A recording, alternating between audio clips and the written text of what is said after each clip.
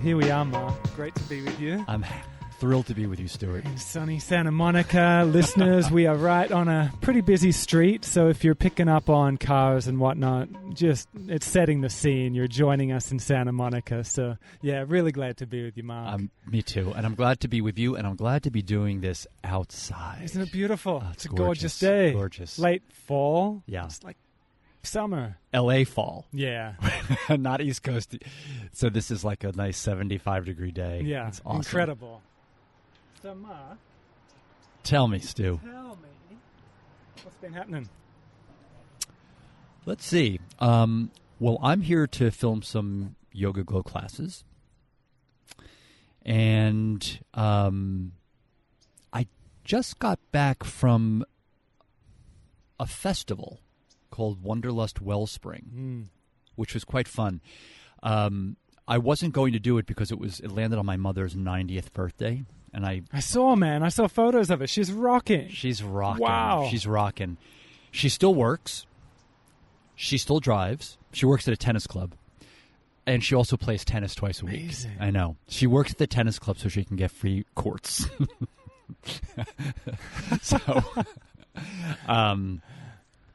Anyway, it was her birthday, so I brought her with me to this Wanderlust Wellspring, which was really great because it wasn't really about yoga itself. It was more, it's an offshoot of a new thing that they're doing, which is just more nutrition, just how to be well in a broader definition than just hatha yoga. Mm-hmm.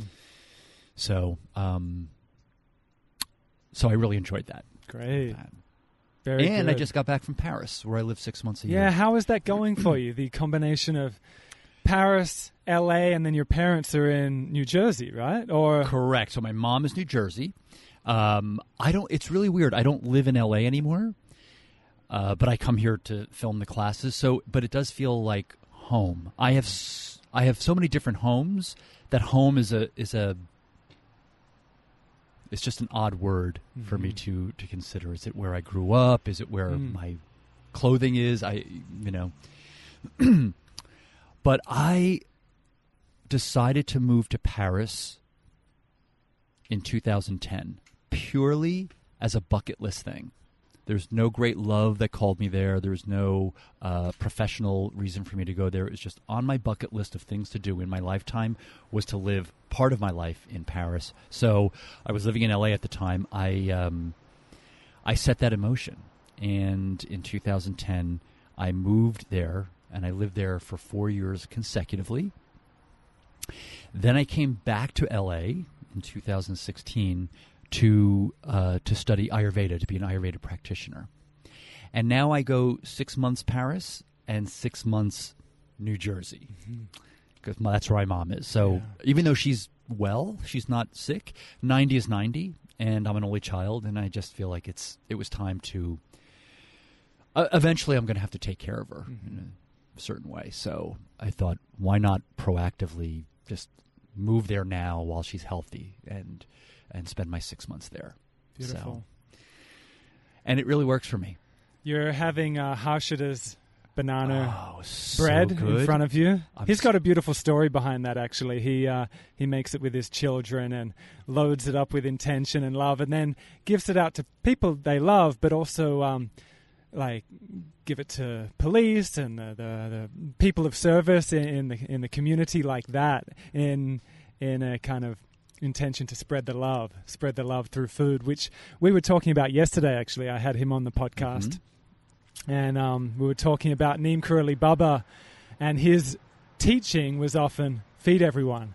Seekers would come to him like for Shaktipat and for wisdom, Dharma, yet he would always just send people away, feed everyone.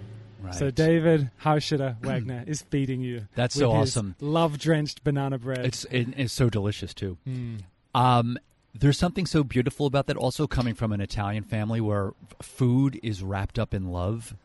You know, the first thing I do when I get home, my mother is like, "Sit, I want to feed you." Yeah. Also, when you say that about him giving banana bread to the police, it reminds me that to be of service can be so simple. Yeah. It can be so simple. It doesn't even take a long time. And there's something about that simple, because I think when people consider serving, it's like, okay, what am I going to do, this big thing? It's like, oh my God, bake a banana bread and give it to the firemen. Yeah. I love that. Yeah, it touched me. Really beautiful. We're inspired. He had another thing, just post-Halloween, we've got candy everywhere. And what he does with it's not quite as profound, but we found it really helpful, is trading. The kids trade all their candy for an exchange. It's like an exchange of all that candy for something else. Not quite as profound, but got lots of helpful little tips from that man yesterday. Totally. You know what's so interesting is as I've been diving deeper in the world of essential oils, one of the things that I want to do when I go back east is to make little samples and give them to the homeless, to people who are living on the street. What a great idea! So simple.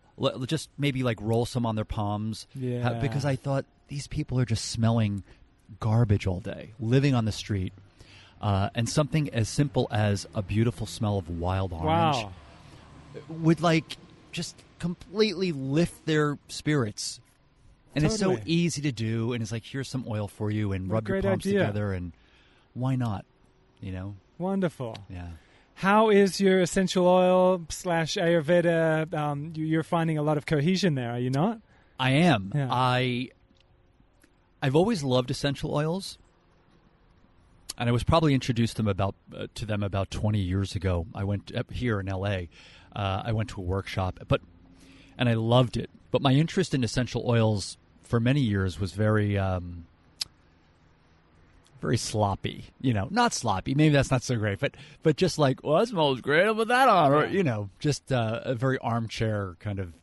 And it wasn't until I started to study Ayurveda, and even after I left school, I became more interested in essential oils, and I was taking an online course with a man named David Crow, who was an incredible Ayurvedic doctor and aromatherapist. And I found this nexus, this cross-section between Ayurveda and essential oils. And I just got really, really into it. Cool. So that's what I've been doing. Ayurveda has always been an aromatic science, but not to the extent of the essential oils we have now. This type of essential oil stuff is only a couple decades old, very, very concentrated forms of oil. They weren't doing that back 2,000 years ago. Right. But so I'm loving it. Cool. Now, before we dive deep into this free-flowing conversation, I just thought we should take a moment to send blessings to the yoga studio, the people of the yoga studio down in Florida. I just heard of that. Tallahassee. This morning. Yeah. Are you in touch with that community, that studio? I know Tara is, and some other people we know. I am not, but I'm in touch with it with my heart. Yeah. So just sending lots of love. And for those of you that didn't hear the news, there was a shooting down at a studio down in Florida. A few people killed and a few people hurt. So just sending love and blessings to anyone affected by that, and everyone. It's a crazy, weird situation, especially in this country, but it's a worldwide predicament, but it's just being magnified here. It really has. I feel like it's amplified here, and these incidences are happening so frequently. And Joe and I were just astounded by the fact it's pretty much always at a really peaceful place. It's incredible. A kid's school, a church, gay club, these places of celebration, beauty and peace and innocence. And it so breaks my heart for those who have lost their lives and those who are injured.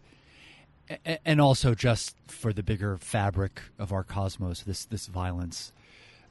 It really hurts.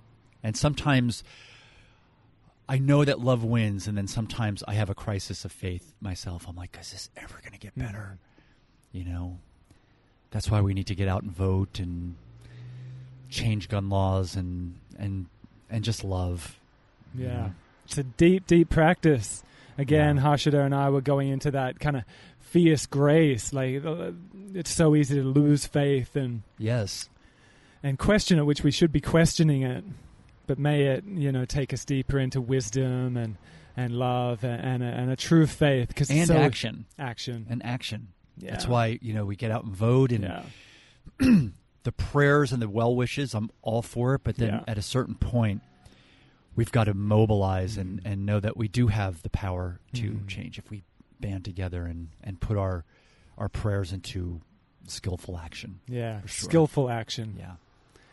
Yeah, and anger. I mean, I think that's a big conversation as well, like bringing anger into our practice and using it for a greater good. Because anger, when we can bring it into meditation, bring it into the breath, bring it into our practice, it can be a real elevating force. So powerful, rather than just talking about it and just stewing on it, which we should be able to as well, but then churning it up and there's and vitality in it. No, absolutely. You harness it, you can channel it. Look, I have anger. I'm not, I'm not all...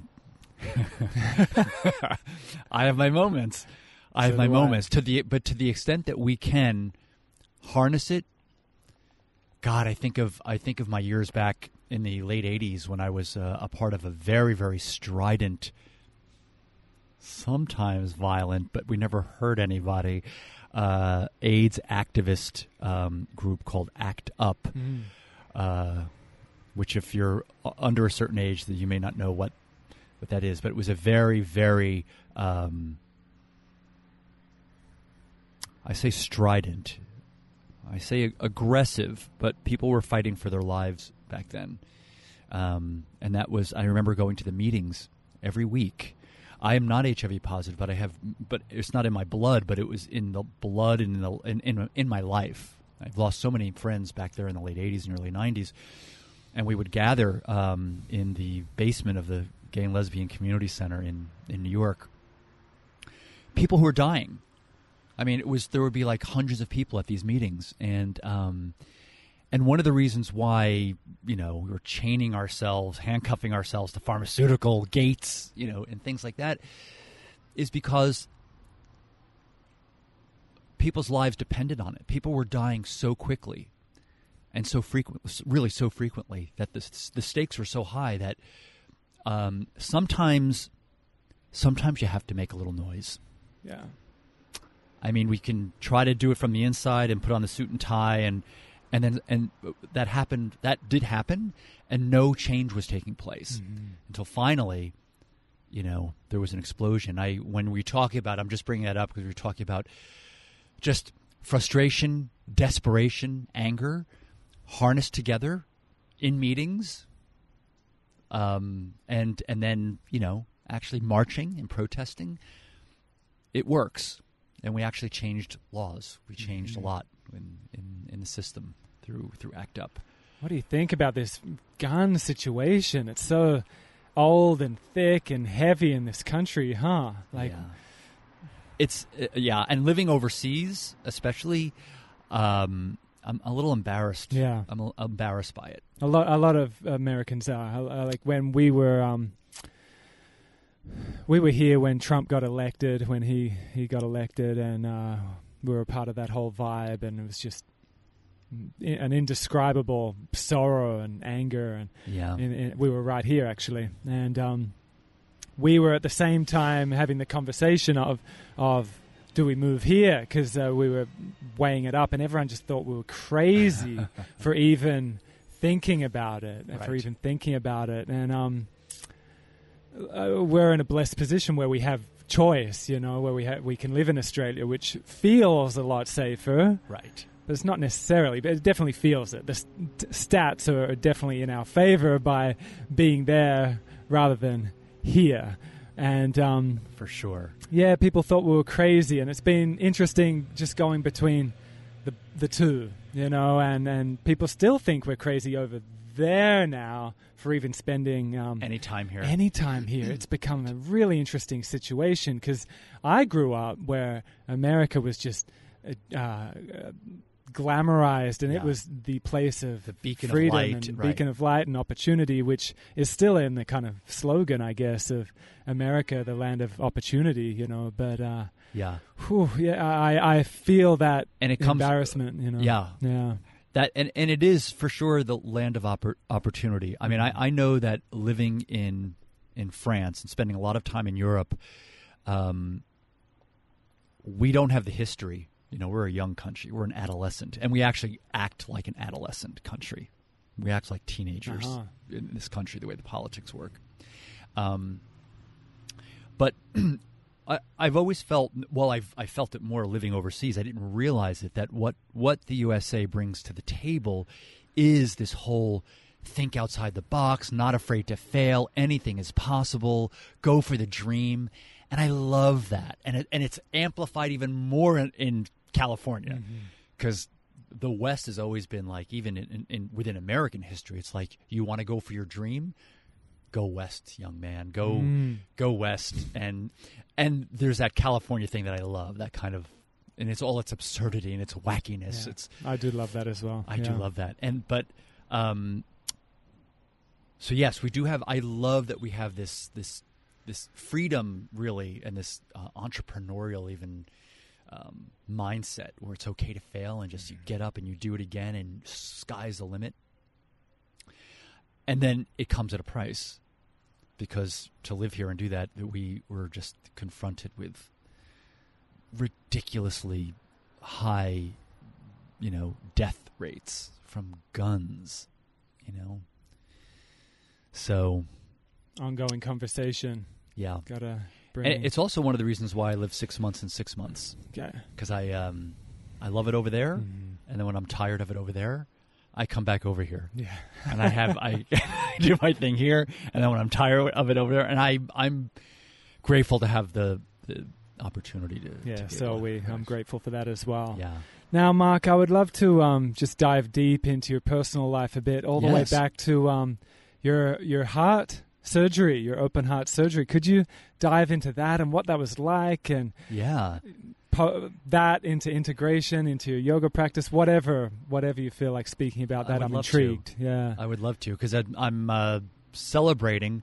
I just celebrated the 10-year anniversary of my heart surgery. Happy anniversary, man! Thank you. Wow. Thank you. We have something called I forget the name of it. It's it's sort of like a second birthday. Like whenever you experience a close brush with death and survive, it's, you kind of celebrate this second birthday. If that word comes to me, I've written about it and I forgot what that word is. But yeah, I remember going to get my routine physical, which usually only lasts about 15 minutes and 20 minutes. And my doctor listening to my heart with a stethoscope and saying, there's something's not right. Something's wrong. I'm hearing something that doesn't sound right. And we took some photos. We took a sonogram, and he said, you have a very, very severe case of something called mitral valve prolapse, which is one of the doors in one of my valves. The mitral valve was not operating. And so as a result, I had about 35% of the blood that was going through the valve was regurgitating backwards towards the heart. So the heart pumps, the valve doors open completely, and they're meant to close 100% so that there's no backflow back. And that's what the valves do. They sort of direct blood from forward only, one direction, from chamber to chamber to chamber. And one of mine, my mitral valve, was the doors were not closing, and there was a lot of blood regurgitating backwards. And I didn't have to have an emergency surgery right there, but I needed to have a surgery no more than 6 months later than that date, because my heart was out of range. It was too large. So it was very interesting, maybe because I was a little younger. And by younger, I mean 45, or it was like 47. I didn't feel any side effects. I didn't go there because I had any side effects for my physical. I just went as my physical. So my doctors were stunned that with this severity of the mitral valve prolapse, that I wasn't feeling classic symptoms like dizziness or fatigue. maybe because I was younger and I was in good health and I was a yogi, and so I wasn't feeling it as acutely as if I was a bit older. But where I was taking the hit was my heart was way, way, way out of range large, right? Because it was working so hard to pump out 35% backflow every time it beat. So to get the same circulation as you, my heart had to pump 35% harder. And so it was expanding and is expanding and is expanding. And they just basically said that it will go back to normal size after you have your surgery. But if you keep it expanded for too long, it'll lose its tone. Like if you take an elastic and hold it for too long and stretch it out. So get it done. And I did, and it was a success. I have a mechanical valve that makes a ticking sound. You might hear it here with these very sensitive. What's it made out of? Do you know? I think it's a titanium and some other. It's an amalgam of you know. Yeah. So I have this small prosthetic piece in me, which unfortunately requires that I take medication every day. I have to take blood thinners. There was a lot for me to gather at once. One is, you know, a large scar, medication. I never wanted to be that guy that has a prescription bottle on the nightstand, and I have one. My heart makes a ticking sound when it's very, very quiet. But, you know, at a certain point, it becomes like everything. It becomes the new normal, and I don't even think about it anymore. I am so happy to have had a yoga practice because it was in that challenging moment, especially being wheeled into surgery, that my practice rose to meet me. And I'm not saying that I'm some Superman, but I really wasn't that nervous. Something kicked in. I don't know if it's the years of meditation, of the years of just a solid hatha yoga practice. I just kind of felt like I'm okay, and I'm okay if I die. I actually felt like that. I hope I don't. I even said to the surgeon, I was like, "Please operate on me like you would on your mother." Assuming that you love your mother, assuming you have a good relationship, and also prepared to die if that was it. And it was a really beautiful. I feel a little emotional right now. It was a really beautiful moment because I thought, oh, this is where the practice comes.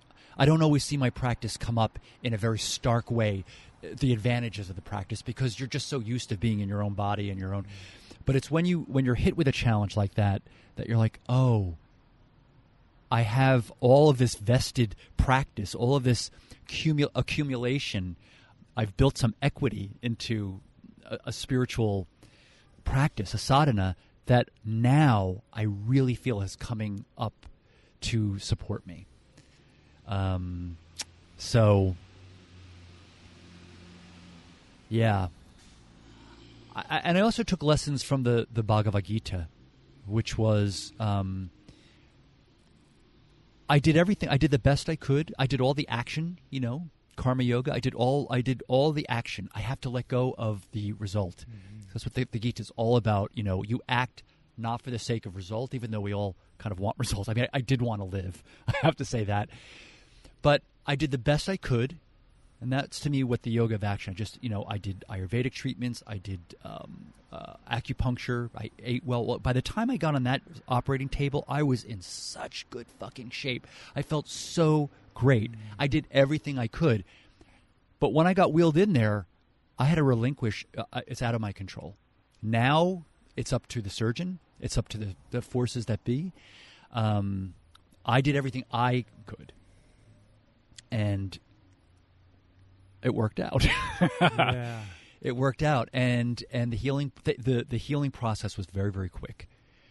It was very quick because of all the preparation I did beforehand.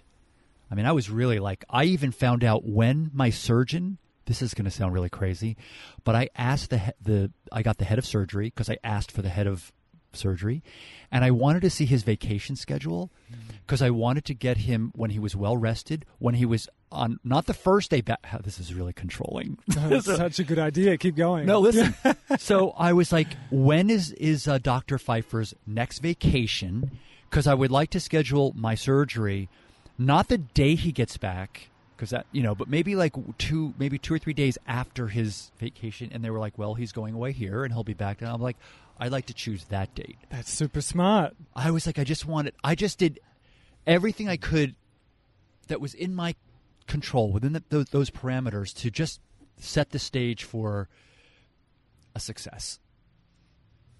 Again, knowing full well that once you go in, there's nothing more I can do. Once that anesthesia hit, I was like, here we go.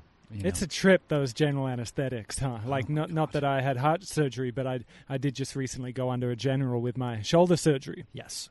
And I was more scared of that, actually. I've had quite a few generals just because of the shoulders, really. They've come out many, many times. And if you don't get the shoulder back in that, like, you could say 5-minute window, everything just spasms. And then you pretty much need either to get really, really high, just zonk out, or get a general anesthetic. Right. So you were out, when you had your surgery, you were out? Oh, fully out, yeah. Fully out. Fully out. Yeah, pretty intensive surgery from all angles. So I see the scar. Yeah, we were tripping out. Just when I was younger, I didn't really contemplate, like, what happens during that general anesthetic. Like, of course, you go out and then you wake up, but like, what actually happens with your consciousness? Is it like a deep dreamless sleep, or does your consciousness just kind of go null and void? Like, I was really getting into the contemplating of that. It was tripping me out hard this time. Absolutely. Yeah. In fact, someone actually said, I was seeing some healer right before I went there, like, see if you can remember, what happens when you're under. Like lucid dreaming type thing. Yeah. And then I came out of anesthesia, and I didn't remember jack shit. Neither. I was trying as well. I wanted so much to, like, remember some sort of psychedelic, like, crazy enlightened thing happen, and it was like, it's just black. What happens? Huh? I would love to, like, find some kind of evidence of what maybe happens. I think it's a bit of a mystery, though. It is a mystery. And I don't know if they're bringing you close to death. They're really, like, bringing things down because they don't want you to wake up, certainly during a heart surgery. But I do not know what happens in that time. All I know is that I opened my eyes and I was like, oh, I made it. I was like, okay, it's done. Yeah. It's done. And now comes the healing. But the contemplation of, I could die. You were okay with, you became peaceful with that. I did. And I've never, I guess we all know we're going to die sometimes, but we're never in situations where you're really put into an environment where, like, oh, this is the closest I've come to death. There is a real strong possibility that something can go wrong versus us just sitting here on this nice porch,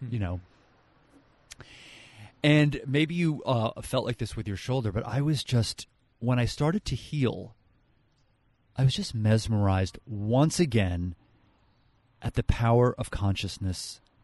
That nature by its very nature is healing. I didn't do too much. I just lied in bed, and I did take painkillers. I tried to be a hero and not take them for a while, like, oh, I could do it.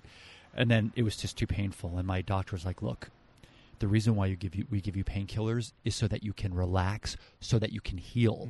I'm like, okay, that makes sense. I'm going to take them now. But I watched my sternum knit together, the blood come back into my face, my muscles in my back began to be a little bit more flexible again. I was like, my God, nature really, by its very nature, wants to regenerate and heal, just like when you cut your finger. Like, what is that? That was also an amazing thing for me to contemplate. That, like, if you allow it, nature will do its beautiful, benevolent work.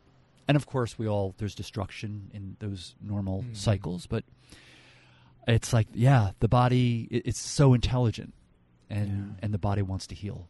Thank you for sharing all that, Mark. Yeah. Thank you. You're very welcome. I would love to also dive deep into your time with Anusara. I was also studying kind of going deep into it on the last leg of the Anusara world. I think it's still kind of happening, but not like it was happening. Not like it was.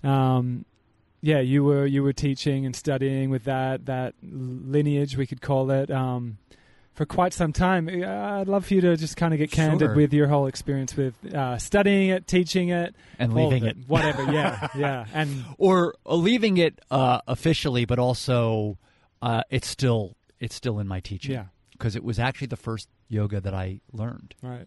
And so it's in my cells still. Yeah. No matter how far away I go in different modalities and exploration, I can still hear it's a great system. It's a great system. Deeply affected the way I teach and the way I practice as well. It was a great system. I agree. I started in 2001. I did my first teacher training in West Hollywood. There was an Anusara studio there, one of the first Anusara-only studios. Before then, there was like some teachers there were some classes in some studios, but this was the first Anusara studio dedicated. Every teacher who taught there was an Anusara teacher. And I had great teachers there, Sue Elkind and Naeem and Anthony Beninati. They were my first Anusara yoga teacher. I met John Friend, and I just went full on. I went full throttle. And I loved it, and I did very well in the system. I was certified as an Anusara teacher very quickly, and I was on the certification board, meaning I saw videos and assessed certification videos from other teachers. And then, quite honestly, in around 2009, 2010, I started to see a shift in my own teacher, in John, that didn't sit well with me. I didn't feel like he was staying true and in integrity to the original mission. The John that I was seeing in 2009 and 2010 was different than the one that I met in 2001. And yes, we all evolve. And I'm not talking about an evolution, healthy evolution. Mm-hmm. I actually saw a devolution, to be quite honest. And I started to not feel so great about going to the events. And at one point, these big events that we would have, I would be so excited to go. And somehow toward the end, I wasn't that excited about going. They made me nervous. I felt like it was a kind of display of acrobatic show off stuff, and I just something in my heart just didn't feel right. So I actually began to pull away and leave Anusara in my heart before I actually did so in 2011. And when I left, I was nervous at first because my identity was so wrapped up in the system. And when I say identity, I mean my friends, my social circles, my financial world, my professional world. It was all wrapped up in Anusara. And I was wondering if I would be hired, because I was traveling. I was living in Europe. I had one good year as an Anusara teacher of traveling, and one of the great things was it was so networked, and I was a senior teacher in Europe, so doors opened for me quickly. Like, hey, would you come here to Berlin and teach? All these openings came up, and then I left, and then I had to call everybody and say, do you still want to book me for next year, because I'm not an Anusara teacher. Anusara is still thriving, and students want their hours with, and I can't give them those hours towards, and they were like, yeah, we want you to come. And I was very moved by that, because in the end, even though it's a system, I was transmitting something, that a certain love that transcended just a system. Mm-hmm. But it was a tough 2 years trying to figure out a new identity as a yoga teacher. I would teach at a studio, and they're like, well, what do you teach? Because I can't put Anusara on the schedule anymore. And people love a name. they want to know what they're getting. And I was like, Hatha? You could just call it Hatha. I know it's an old-fashioned, boring name, and no one will come to the class, but it's what I teach. Even with Yoga Glow, they were like, we're just going to call your classes Hatha. I also remember, because of legalities, that they Turn asked... that mic up so you don't have to... Sure. Right, yeah. There we go. They also told me at Yoga Glow, they were like, listen, for legality, you need to not... You can't use certain languaging now that was sort of trademarked for Anusara. So I taught my first couple of classes, and I was tripping all over myself because that languaging was so embedded in me that I'd stop myself and be like, oh my God, was I supposed to say that? And then I became my own yoga teacher, and I found my own voice, and it was a really liberating. I felt like there was no police on because there's a lot of stuff. There's like an Anusara police that was on our show, like, you can do this, you can't do that, you can say this is not right. And now I realized that I didn't have that Anusara police on my shoulder anymore. I was like, oh my God, I can say this. I can do things like start a class on their backs, which is in Anusara, we never were really supposed to do that. So get them up and moving quick. Mm-hmm. And no one can say, like, that was wrong. So I was experimenting. It was wonderful to feel this liberation. And even just moving fast forward from there, it's probably one of the reasons why I went back to school for Ayurveda, because I felt all this, there was opening in time. I didn't have to teach Anusara immersions anymore or Anusara teacher trainings. I just felt like, oh, I can do anything now. Move to Paris. I can move to Paris. I could be an Ayurveda practitioner. I can experiment with different modalities and infuse things and not get in trouble, So I think for a lot of us, and one of the difficult things, I'll end with this, is as angry as I was with John Friend and disappointed, I still have an enormous amount of gratitude. Mm-hmm. And so it's always an interesting dilemma to hold space for that kind of anger, as we were just talking about anger, and also hold space to soften into the gratitude. I might not even be talking to you right now if not for him. He was my first teacher, really, in that way. So I wouldn't be living in Paris. I don't know. There's so many things that I can link back to that. And I'm like, there's an enormous gratitude there. And so that's why I always say, like, I still have some frustration and anger, but it's been a few years now, and it's softened up. And now I'm just grateful for especially for the people that I met. So thank you for sharing. Yeah, it's a common situation with these methodologies, with these you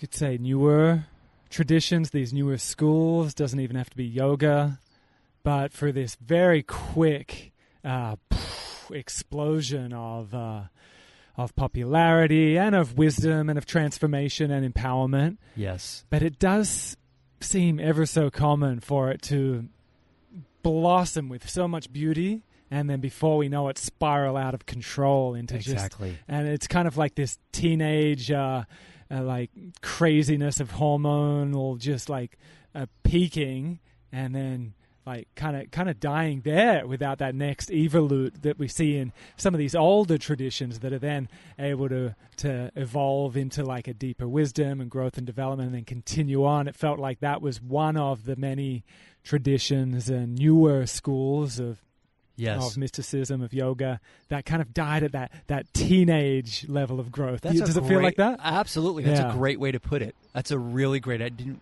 even think about that, but yes, I think Anusara in its entirety may have been 15 years. From right. And what was also very interesting is that when it started to collapse, it collapsed very quickly, which signals to me that there was something fundamentally wrong in the foundation. because if something, it was like a house of cards. Like one thing happened and like another little thing happened, and the next thing, the whole house caved in, like quickly. I'm like, and so many of us were ready to forgive, and we were like, well, we were waiting for John to have a certain response because we didn't want to leave, and it never came. And I think you'll agree with this. Whenever there's something that happens, there's two steps. There's the thing that happens, and then there's the way you handle it. There's the way you clean it up. And I think the way you handle and clean things up is probably says even more about, because we all make mistakes. We all fuck up, for God's sake. You see it in the political world all the time. Like someone makes a mistake, and you're just begging for the person to just say, I'm sorry, I take full responsibility. This never came. Mm-hmm. And it ended, and it didn't have to. There was a large grace period there for us to be like, just... And it was interesting with Anusara. I feel like people also love to hate Anusara. Right. Did you notice that? I did. I don't feel like people say that about like Ashtanga or Iyengar. Oh no, people love to hate them as well, and they love to hate each other too. They all hate each other. That's right. That's true. I think you're right. There was something about Anusara. Like if I said I was an Anusara teacher, people would kind of be like, ugh. They'd like roll their eyes. I don't know if they thought it was a cult, but listen, when I look back, I'm like, I don't think it was a cult, but I was witnessing really, really questionable behavior and really shitty behavior from John. And I look back and I'm like, why didn't I say anything? Why didn't I do something? Because that really, I felt it in the moment. Like when I would see something that was off, I was like, in my heart, I'd be like, this doesn't feel right. This doesn't look, there's something out of alignment here. But that's just John, and then you're just kind of, that's just the way it is. And I'm like, you know what? No, that's not. So if there's anything I learned is that when you see something that's out of alignment, truly out of alignment, then you take a stand and get angry and harness the anger. And again, another kind of microcosm of the whole situation. Exactly. Can speak up to Big Daddy.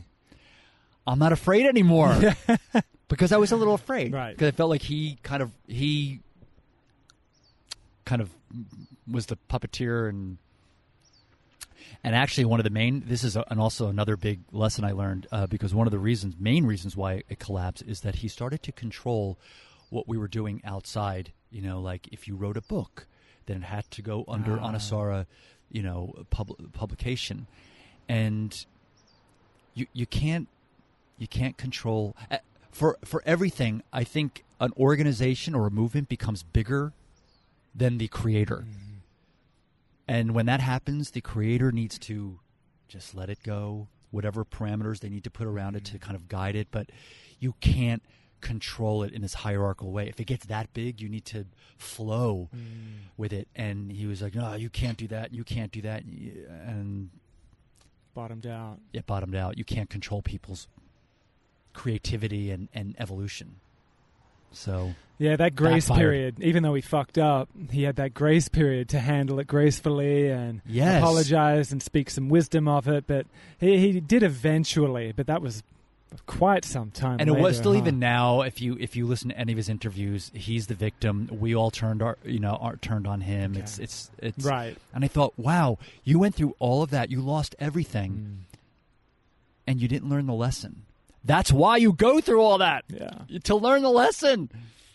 Grrr. We had a different but similar situation. When Joe and I first met, we went on a retreat with and no one knew, but there was a guy in the retreat that had Asperger's, and he was like in lectures he would be like kind of hissing at the back and just rolling his eyes and just having little negative comments that over the 7-day period, it wasn't even 7 days, like 5 days, felt like 7. Yeah. it was a great retreat, right. But this kind of grace period thing brought up the memories of this retreat. Obviously the negativity coming from this man was building up in, and on the final day of the retreat, I thought was joking at first, but he just started screaming and yelling and beating his like an ape, just real primal, yelling at this man. No one abuses me like that. No one insults me. No one disrespects me. And just yelling. And I was really close by. I started giggling at first. I thought he was telling it like just an absurd joke. Just there's just doing his thing, and then all these women started screaming, and this guy started like bawling and crying and down to his knees, and he just kept going like, rah! And then we literally, like his retreat participants, had to pull him like way away to do some breath work and try to calm him down. You mean you were the teachers of the retreat at that point? We weren't. Yeah, we took over. We took over. There's a mutiny. But we could not have. We could have just been like, it's his retreat. He should take care of it. But we had to step in and pull him away and do some yoga. Wow. And nothing was working. He was just raging. And that continued on. He continued raging, even on our bus back, which was like I could be exaggerating, but like a 10-hour bus ride from Kakadu, Northern Territory, into Darwin. And the actual leaders of the retreat, they were also like, just overwhelmed. Right. They didn't know what to do. But we did have two buses. They separated the guy, the victim, you could say, and on two different buses. And even still, he was like, Joe was big and pregnant, and with Soleil. With Soleil, yeah. And he nearly knocked her over, like, oh, got to get him on that other bus, like at a red light or something. Just couldn't calm down. And then we one of our pee breaks, we all pulled over, and the leaders of the retreat that were hosting thought we should do a closing circle, which was graceful of them, but even then couldn't have the grace to handle it. He couldn't pull it in. Couldn't thank us for being there. Couldn't do anything. He took all the pictures of that retreat off his social media, just blocked it out, and didn't close it, didn't connect, just raging. And all we heard from him was like, I can't wait to kill him, and I can't wait to get on that plane and get out of here. And there was just no capacity to go, okay, I fucked up. Right. No, the one thing that nearly calmed him down was this other dude that was with me helping calm down. He was like, dude, if any of this gets like put on YouTube or like your enterprise is like fucked, and that got him going, oh shit. Literally got him hit him in the pocket, hit him in the wallet. Right. If you don't calm the fuck down, like you're going to unravel your entire legacy. Yeah. And seemingly his whole thing has kind of changed since that time. Like his whole for the better? Just different. Yeah. Different. He went from being like a real rootsy, like adventurer, explorer, to now he's had a lot of mainstream success. Actually, maybe it motivated him just to like, I don't know. Right. I don't know, but very successful, but in a different way now. He's gone a different way, and we've observed a different kind of evolution. But he didn't want to face it. You could tell it was just rage and denial and anger and defensiveness and just get me out of here. And this is a lifelong practitioner or like a practitioner.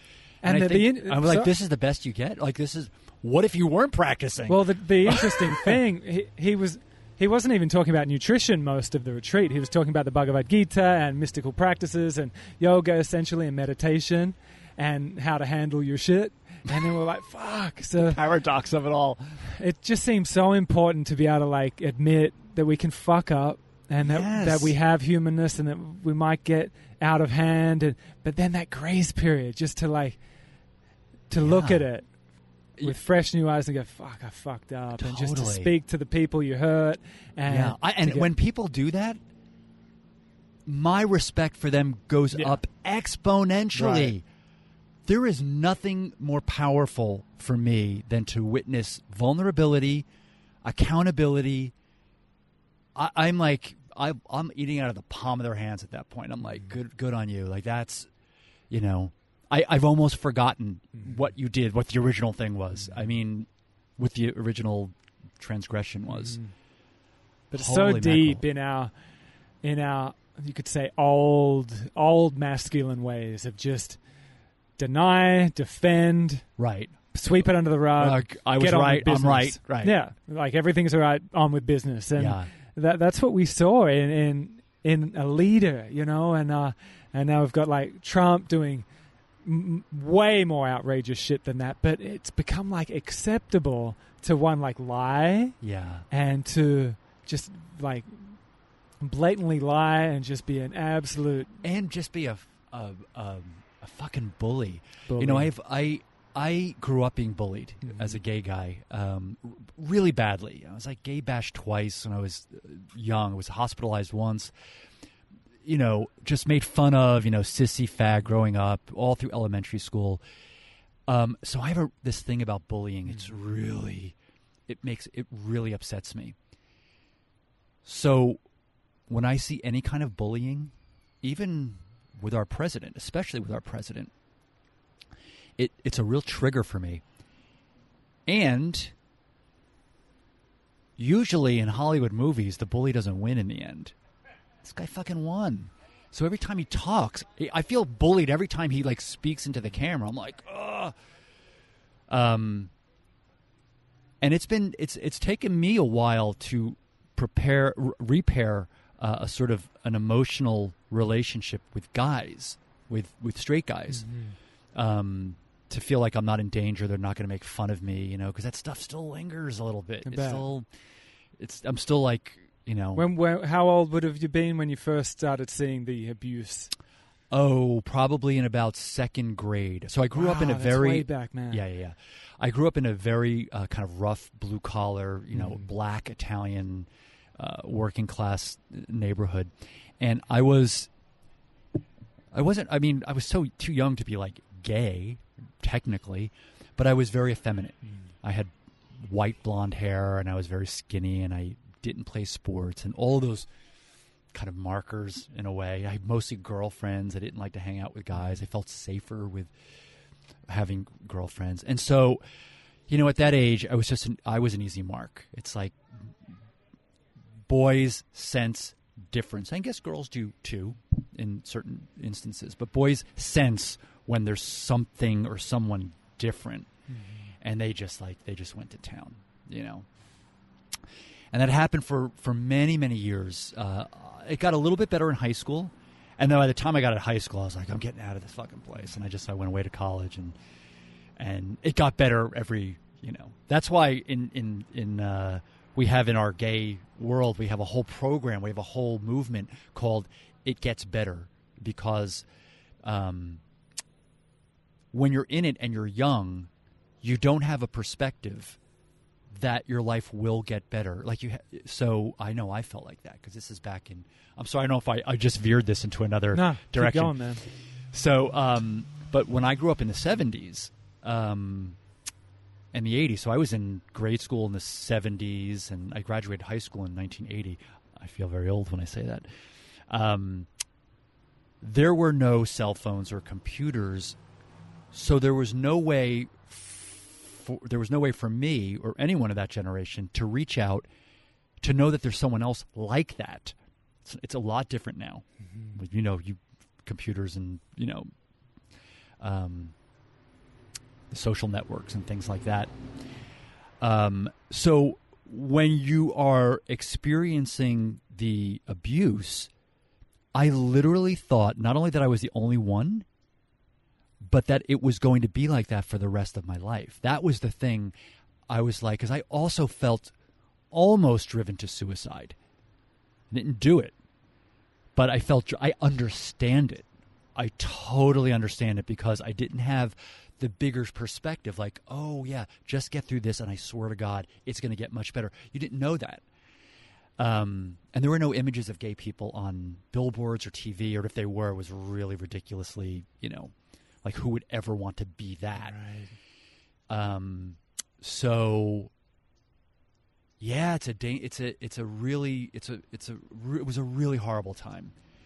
And I actually started to think, like, what am I going to do should I become a priest? Because then I'll have an excuse for not getting married. So I was like a little kid already kind of managing lies as an adult, because I knew people would be like, well, why aren't you married? that's a lot for a kid to like have to kind of, I became very, sophisticated mentally at a very young age because so back to bullying. Well, no, I love where you segued that because that needs to be a part of the open conversation for those that do feel alone. Even in all the social media that you spoke of and all the networks that people have, people can still feel very alone. So to hear that kind of vulnerable honesty about your past, I think is helpful for a lot of people. It is, and it's not just about, and it doesn't have to be being about gay. No. I mean, like, that's one closet, but being in the closet is really just the difficulty of having a conversation. Mm-hmm. All closets are dark on the inside. Mine didn't have a rainbow flag on the inside. They're all dark on the inside, and it could be like, honey, I don't love you anymore. Honey, I have cancer. It could be these difficult conversations that when we don't have them, they keep us in a very dark closet. Mm. And I can even bring Ayurveda into this. One of the ways that disease can manifest is by not living a truthful life. It festers. Even when you think you've conquered it, you sweep it. I mean, it will always you can't outrun the truth. Yeah. It will come back 100-fold. Yeah. I've got a friend, a musician friend, and this seems totally mundane compared to something way more major than an illness or trying to come out of the closet and face that or it's relative, whatever. But right. Yeah, it's all relative. Like suffering is suffering, and you can create your own suffering out of nothing. But one friend who's in the corporate world, but his heart is in music, so he's a musician, and he feels like he's getting sick when he's not playing music. Yet he has a really high-paying job, and that's kind of like this closet where like he wants to take the leap of just being a musician and dedicating all this time to music. That's a closet. Yet he's got this very secure job and high-paying and doesn't need to think about a thing in terms of money and security and all that. Yet this dharma, this heart calling for, I gotta play. Like he can admit, holy shit, I feel sick when I'm not playing. Yes. Similar kind of thing. Yeah, it can be applied to anything. Huh? Listen, when I actually was I was a finance and accounting major. And when I graduated, I moved to New York City, and I worked for this high-end, accounting firm I was recruited for, and it was a great position, 52nd on Broadway. And I was young. I was only 20. I graduated when I was 21, so I was only like 24. I was there for 2 years, and I knew I fucked up. I hated what I was doing, and not everybody is like this, but I literally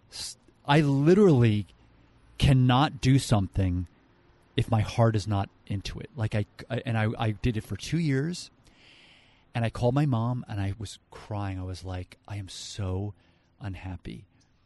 I was like, I know I have outstanding student loans. I put all this I went to this really good school, but I'm like, and she said, then just leave if you're that unhappy. Good mom. And that good mom.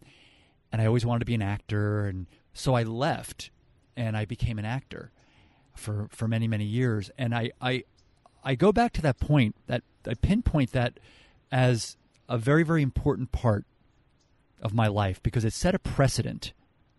That was my first coming out. This is before I came out of the closet. I didn't come out as gay yet, but that was a coming out. I was like, I'm unhappy. I made the wrong decision. I feel like my spirit wants to do this. And once I had the courage to do that, that set a precedent for being honest about everything. About a year later or so, I came out of the closet to my parents. They were like, okay, enough with the honesty. Right, enough. How did they handle it, actually? They were fine. My father, actually I told it was my mother. This is really interesting. It was my mother who wrote me a letter and pretty much telling me I was gay. She made it easier for me. Huh. She had watched some really cheesy, like, coming out of the closet show on some movie on TV, like made-for-TV movie. And I was on a business trip, and there was a letter on my pillow when I got home, and she wrote, I guess because moms kind of know, and she just wrote, it must have been very difficult for you, and all this. And so she actually opened the door to make it easier for me to officially come out, to let me know that she sort of had she had the idea that I might be. And so, yeah, when I hear this about your friend, it breaks my heart, because I feel like we have such incredible spirit and a very unique life trajectory. It's like nature trying to burst through, Exactly. That like blade of grass that's trying to break through that sidewalk crack. And if you let it, life is just so amazing. But if you don't, it's like you're violating nature. It's. I mean, we tend to wrap it up as like, midlife crisis, quarter life crisis, three-quarter, that kind of thing.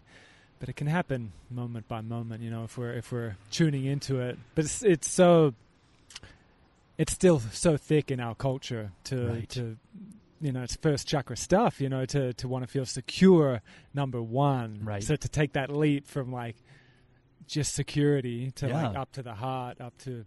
And it gets harder to do it as you get older. Like he has so many years, accumulated in the system where he has, financial, wealth and But back to the bullies. Let's segue back to the bullies. I mean, so that's why I just wanted to say one thing.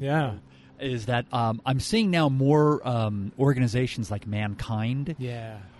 And I'm like, yes. And actually, to be quite honest with you, yoga helped repair a lot of this stuff, because I was like, in Anusara, there was a lot of partner work, and I would be in class with guys, straight guys, and I would be doing handstands, and they'd help me, and good job. And I felt like there was a reparation that was starting to happen through yoga.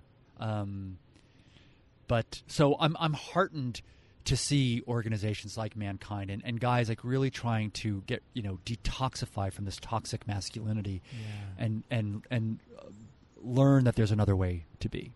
No. Right. Feel free to keep going. I mean, I'm excited by that as well. All the men's work, the men's circles, seeing a lot of very empowering, like even videos kind of going viral on social media, talking about this. And it seems like there's equal, you could say, allergy to it. It seems to also fire up the bullies, but maybe it's a good firing up. At least it's a conversation, So it seems to be like we're at this time of of polarity, of allergy, where there's a lot of healing going on and, yes.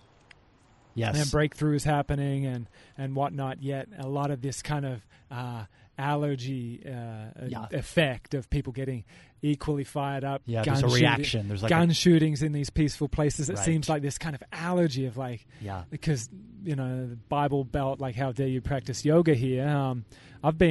We've taught yoga down there, and it definitely felt like this kind of allergy situation of deep in the Bible Belt, which can be beautiful, it can be beautiful, but it cannot be as well. For sure. There can be a deep allergy to yoga, an allergy to homosexuality, and it makes people go mad. And I know. When we've got a leader that's kind of allergic to different races and whatnot, that's a tricky position to be in. It's a really tricky position when you're leaders. And it's actually true. That's a really great point. I love the word, this allergy to it. It almost seems like whenever we make headway in one direction, there's an equal amount of resistance. It's even like we had our first black president and everyone voted for Obama, and then at some point there was like this reaction, and we went to the complete opposite of in terms of ideology.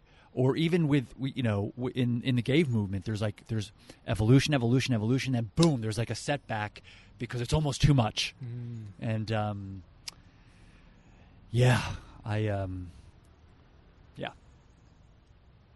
So I mean, the ideal is to be in that center where these polarities can get along.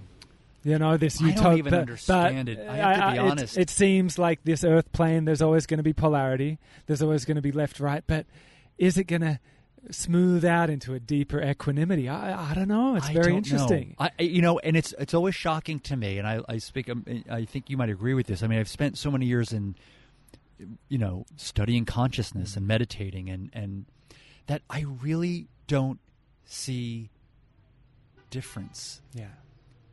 Like when my mom, who doesn't do any yoga, if she's Catholic, and she'll be like, once again we're having this fight because at the public library in town, the Catholics are angry because the Jews want to put a menorah up during the holidays, and the Jews are kind of angry because the Catholics want to put a Christmas tree up in the library. And she's going on, and I'm like, I don't even understand this. First of all, why can't there be both? So even the conversations like that kind of throw me off because I'm so in my world and I'm around people. It's kind of like being in a blue state, or like in a blue environment. So when I see a Republican, I'm like, what? Yeah.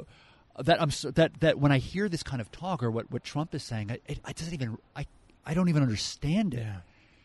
Neither do I.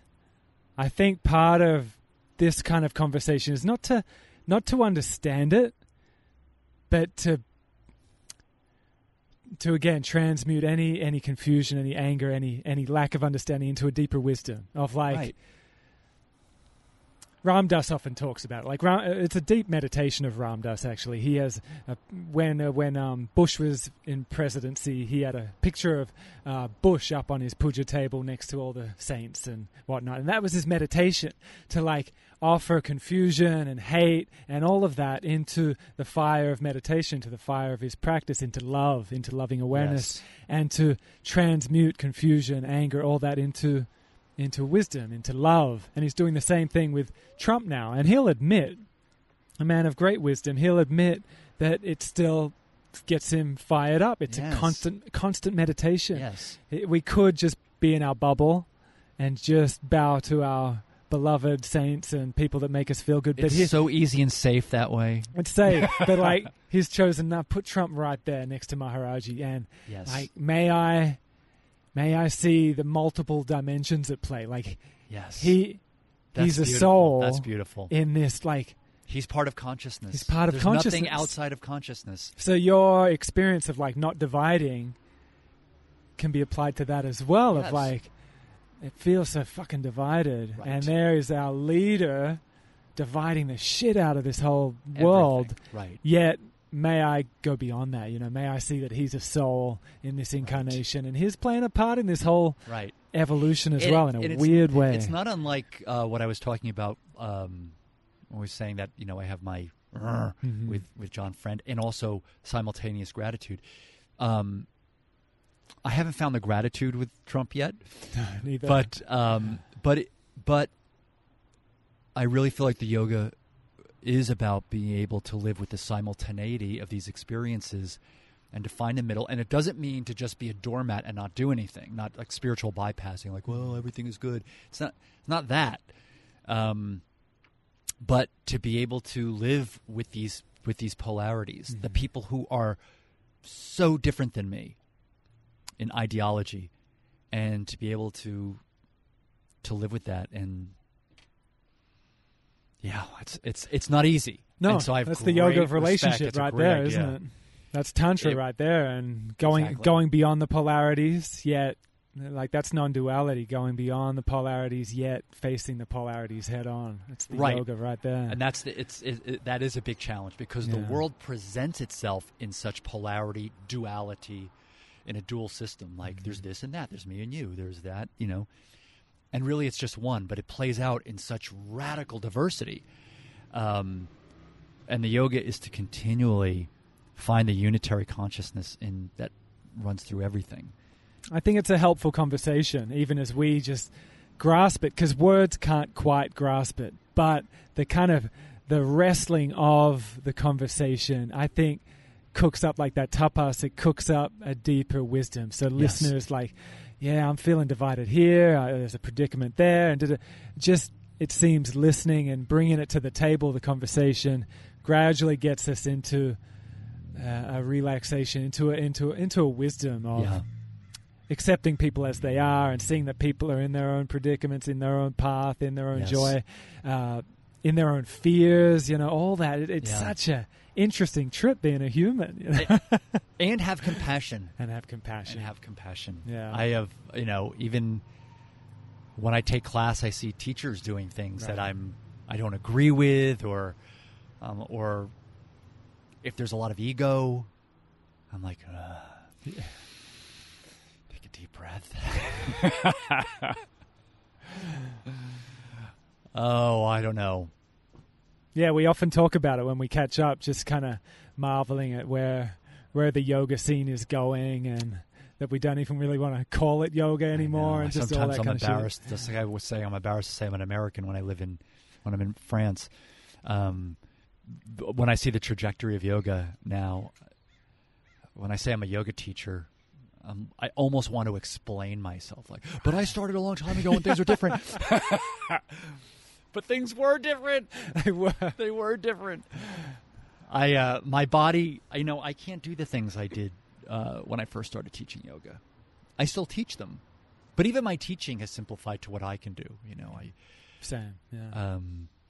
It's really interesting. That's also a great conversation. As I scroll through my Instagram feed and I see all these wild, crazy acrobatic poses, or I take classes more and more, especially in LA, where the yoga classes are not connected to any lineage at all. They're just there's a namaste sandwich on either end of the class, and then just some thing that happens, some exercise class that happens.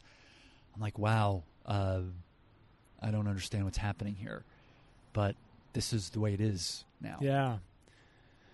Yeah, what do you think about that? The value of having a lineage versus this current predominant thing of, we coined the term yesterday, I've heard the term a few times, the smorgasbord model of taking a bit from here and taking a bit from there and just kind of making it your own little mishmash. Obviously you're leaning more towards the value of a lineage, but even that can have its pitfalls, can't it? It can. That's a great question. It's a great question for me to contemplate, because when I left Anusara, I started doing the smorgasbord thing. Mm-hmm. But I was already steeped in something.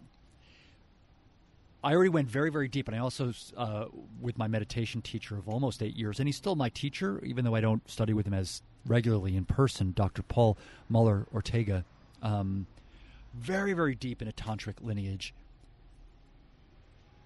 Because I really do believe also that there's great value in, I forget, what is the philosophy? If there's integral, it's some sort of integral philosophy. I forgot the name. Integral theory? The integral theory, where you kind of take what speaks to you as the creme of the creme of different traditions, synthesize it, and kind of see what works. I think that there's great value in that as well. Yeah. Which I have done since post Anusara, trying things out, a little bit of this and a little bit of that. And that works for me. And then I am creating my own little smorgasbord of what, but there's still a very, very deep foundation, which is, this is a spiritual practice. And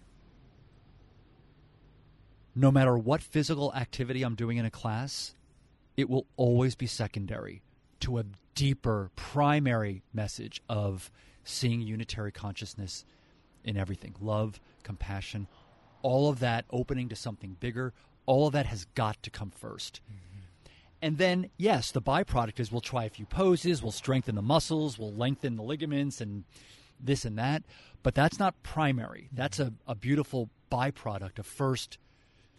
So I'm a big believer, and it's one of the great things I got from Anusara. One of the things I love most about that system was setting a spiritual context before a class begins, and then taking that heart theme and weaving it into postural instructions, so that the postures are infused with something more than just right foot forward, lift your arm up. I'm go to bed. But actually something a little bit deeper in service of something greater. So I feel like there's place for both. I feel like there's a place for the smorgasbord, but I really do believe that it's best when there's some sort of immersion into some lineage where there's a foundation a spiritual foundation. Yeah, I couldn't agree more. Otherwise, it can be confusing. It can be confusing if it's just the smorgasbord model from the get-go. It can be mega confusing, and often the metaphor is like trying to get down to a well of water, and you're digging like a little hole here, no water there, little hole here, no water there, as opposed to just digging deep into that one big hole and getting to the water. I think it can be a similar experience, because if one doesn't have a lineage or a guru or a go-to like core teacher that's like a masterful teacher, accountability, and the depth, often before we get to like the riches of a method, it's really uncomfortable. Like it shows you your shit, and there's often an allergy response of like, oh God, it's getting deep. And then often if it's just the smorgasbord model without the initial depth and grounding of a deep practice, often one, before it gets deep, just let's go and do something more fun. Let's go do something more fun, and just kind of weaving around what is truly possible. Yet it seems like if it's just old lineage, it's great. Potentially that can come into a dryness. Often that can happen as well. I mean, anything can dry out or have. Yes. One feeds into the other. Yeah.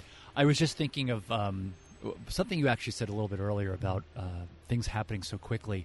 I feel like a new generation of teachers, they want things very quickly. Right. And I remember when I was doing my teacher training, my first one, it was almost 20 years ago, we had to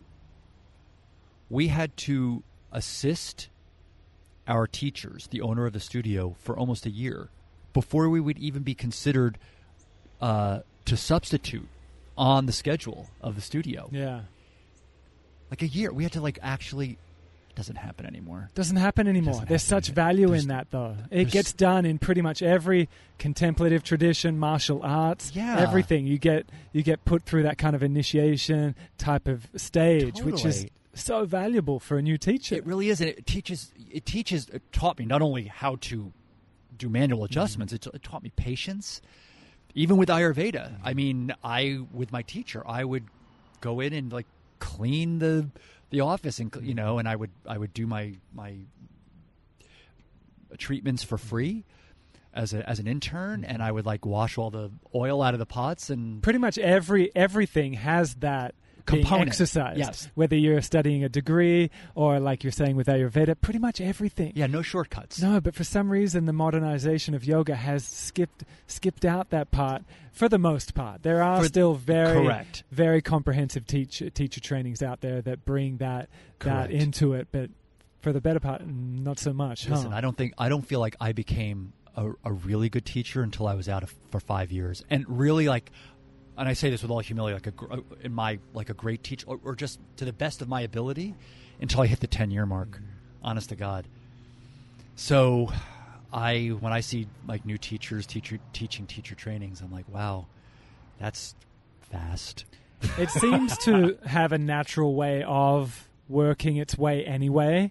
Yes. I do hear from a lot of younger teachers that come fresh out of their 200-hour teaching so many classes, because a lot of studios want to hire them because they can pay them way less and just stuff like that. And then kind of burning out, for one, is a common one, burning out from just over teaching.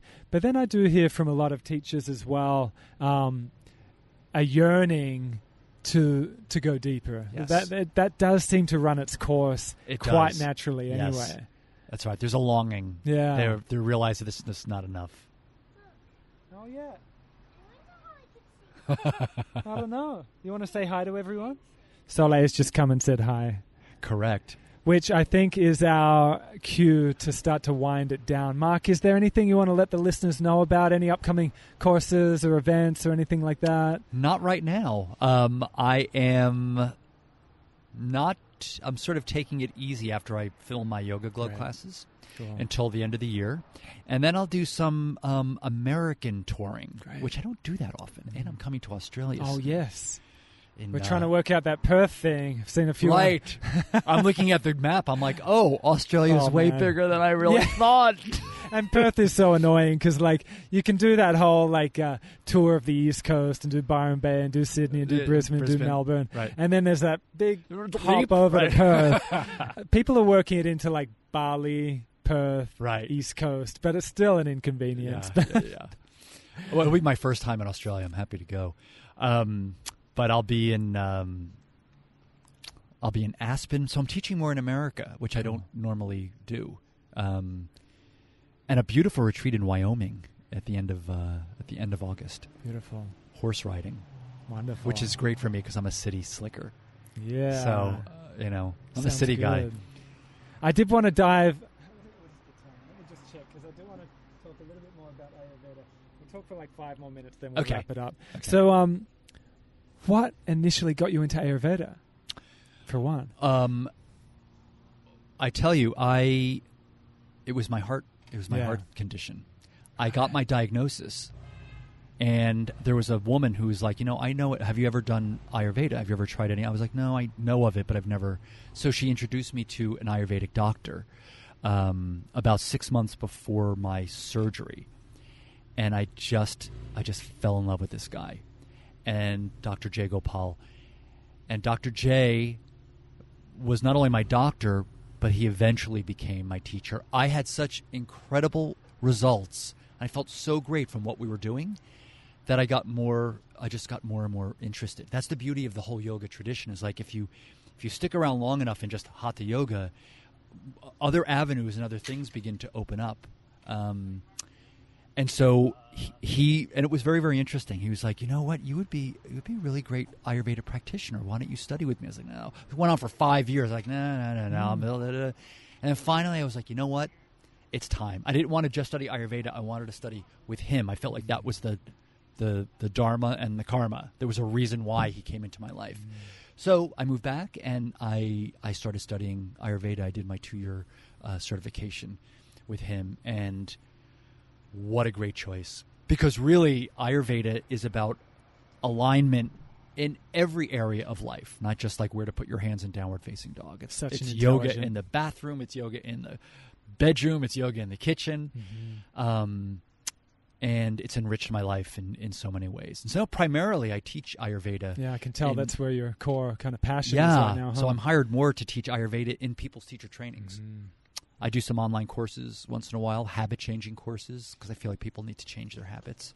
And Ayurveda lays out a beautiful, elegant way called the Dinacharya to up-level your daily habits, because that's really, for me, what health is all about. It's taking responsibility.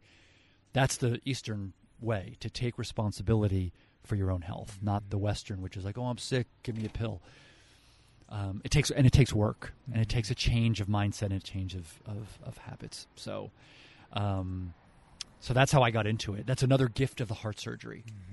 What's your doshic composition? I am almost 50-50 Vata Pitta. Okay. So I have a lot of airspace and a lot of fire. I wish I had more kapha, more substantial earth. Do you know yours? You have a kapha thing. You have a kapha.